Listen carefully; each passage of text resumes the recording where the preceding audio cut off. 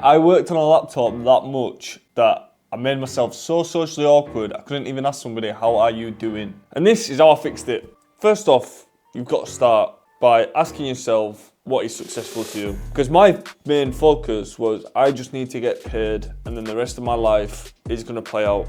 That is genuinely what I thought. There is some merit in that, but it's not the true answer. Now, looking back at it, I wanted to have money, I wanted to have respect, I wanted to have a great network. And money can bring those things. However, there's a lot of people with money who don't have respect. It's not everything. So being socially awkward destroys your ability to do all three of these. Social skills are the key foundation to building business. You've got to think, if you've got no social skills, how can somebody respect you? Maybe someone close to you respects you, but how are you going to meet somebody else and gain respect? You could have all the money in the world, but if people don't respect you, then what's the point? You know, let's be real.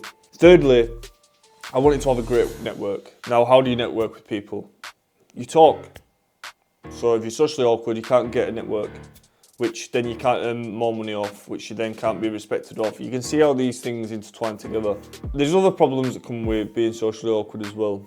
People think that you're rude. You walk away from social situations dissatisfied with how you portrayed yourself. There's some shame involved. You're not getting the girls that you want. You're not going the places that you want to go to.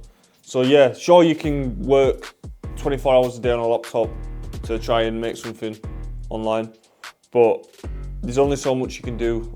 There's only so long you can do that for. You're not going to sit on a laptop on your own until you're a millionaire, right? So these are the things that I identified. So look, your lack of social skills are going to stop you meeting new friends, making new connections, finding out how to make more money. It's going to stop opportunities coming your way. You're not able to accept the opportunities because they never get to you. Yeah? You got to understand, when you're socially awkward, it's an expression people can see on your face. You know, people can look at your face and see that you don't want to talk to people.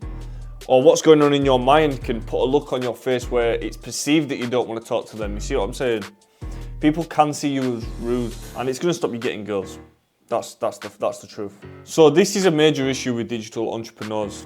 So I've never had a job, I've never worked for anyone. I've been a full-time Shopify entrepreneur for 5 years, and then I've worked on my own business before that, not online, for a couple of years. Nobody teaches you how to work from a laptop and not end up like...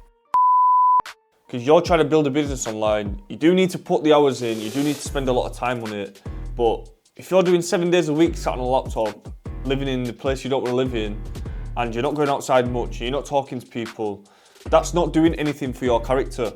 But nobody teaches you, if you're a young kid doing that, nobody teaches you, you still need to go out, you still need to talk to people, you still need to enjoy your life, you still need to taste life, and you need to pay attention to your skills.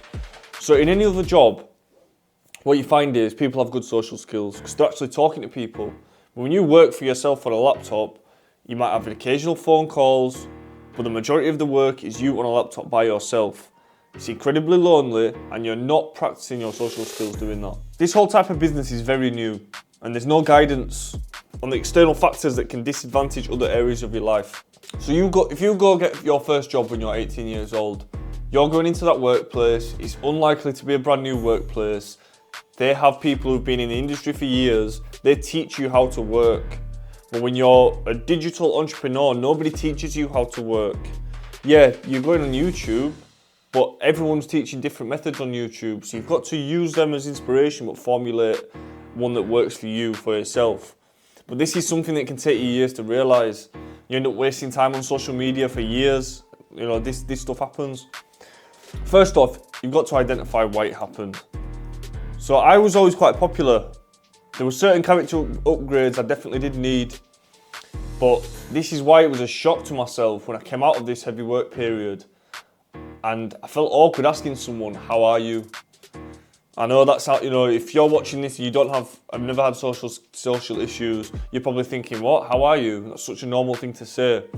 But when you're not practicing or speaking to people for so long and you're under heavy stress for so long, this is how it can turn you so socially awkward that you feel like people don't want to speak to you. But in turn, you look like the rude one in that scenario. This is prevalent in the building stage. You're trying to make a new business, and if it's you're young and it's your first time doing it, you've not got much money, it's tempting to just work around the clock because you don't know what you're doing. You need to put the extra hours in, and you can be in this for a long time, and it means that you're not going out to eat, you're not going places, you're not doing stuff, all of that. So bad social skills, it's a horrible feeling. You feel like you're trapped in it. You feel like you can't do anything about it. You feel like you've got something wrong with you. But in reality, you're just in your own head too much. Your brain is not your friend. You got to keep that bitch in check. Now, I was still training through this time, and I was still exercising. But that's only part of the puzzle, part of the equation. So, you've got to identify this and get out of your head. How are you going to do that? Go out in nature, go exercise outside, speak to people wherever you can. I don't care if it's an old man at a bus stop. I hope you don't get the bus, but I don't care if it's an old man at a bus stop, yeah? Say hello, how are you? A bit of an extra conversation. You're conditioned now to use TikTok, social media, not actually talk to people. It's normal to talk to people. So every opportunity, I don't care if you're buying something in Tesco's, have a little bit of extra conversation. These little things are going to get you practicing your social skills, and it's a low pressure environment because you're there and gone. So practice these every single opportunity you get. And when you notice your mind is starting to play up on you and talk negative, that's when you need to start, paying attention to it. That's when something's wrong. So you need to understand they're called social skills. Learn through practice. One thing you've got to understand about people, some people are born with a natural inclination to be good at something. Now, when they're young, because they're a little bit better naturally, they practice that skill, they have a positive feedback, and then it turns into a habit that they grow up with, and then the skill just gets sharper and sharper, right? Sometimes you haven't had that skill, or you're slightly more disadvantaged, and you never got into that cycle of it improving. So the way I look at skills is, skills can be made, any skill can be made, and what I actually notice is that the more disadvantaged you are at something, so if you've got a skill that's way below average, once you feel that pain, that's an opportunity to want to get as far away from that pain as possible. So I see this as the comfort line, yeah? If your skills are bad, and you felt it here, that's the energy that you need to be able to improve it so much, even on the other side. So you're taking it from a really bad pain point, you're internalizing it and you're improving it and getting as far away from that as possible, away from the comfort line, and even better than before. So everything you're bad at is an opportunity to get better. It's a skill, social skills. You need to build a skill. Look, and have you ever wondered why barbers and barmen are so good at talking? That's because they practice all day long. Their job is to talk, their social skills are great. This proves the point. The people who are practicing are the people who have that skill better. Same with anything. You play the guitar every day, you're going to be better at playing guitar in a year's time than anyone else who doesn't, or anyone who plays once a week. And if you've never picked up a guitar before, then it's time to get on eBay to order the flipping guitar pick. Do you get what I'm saying to you? Self-education, books are great. Self-study any topics you are bad on. So for me, I would just learn in general entrepreneurship, e-commerce, sales. But why not choose the skills that you're bad at and add it into your self-education?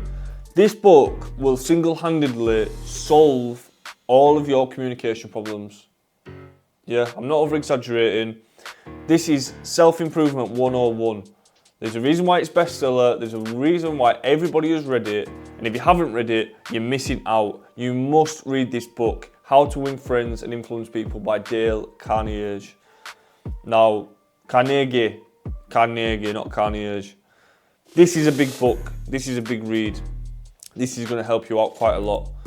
So you need to take control, practice, take it into your own time to do it. You got to understand, fear is only felt when there's a period of inaction. So you're scared to do something, the longer you leave it, the worse it gets. Whereas if you had a fear and then you went and jumped in straight away, then the fear's gone because you've got no time, because it's thought and then action, and it's very close.